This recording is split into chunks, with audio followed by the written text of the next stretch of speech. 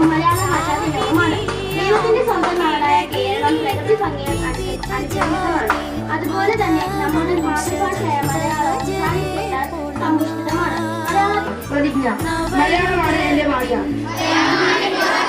എന്റെ ഭാഷ എന്റെ വീടാണ്. 1956 സംസ്ഥാന പുനഃസംഘടനാ നിയമമാണ് ഈ പുനഃസംഘടനയ്ക്കും പല സംസ്ഥാന രൂപീകരണയ്ക്കും വിഭജനത്തിനും ആധാരം.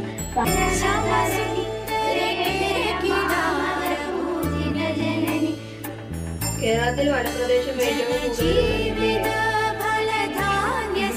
കേരളത്തിൽ വനപ്രദേശം ഏറ്റവും കുറവുള്ള ജില്ലയിൽ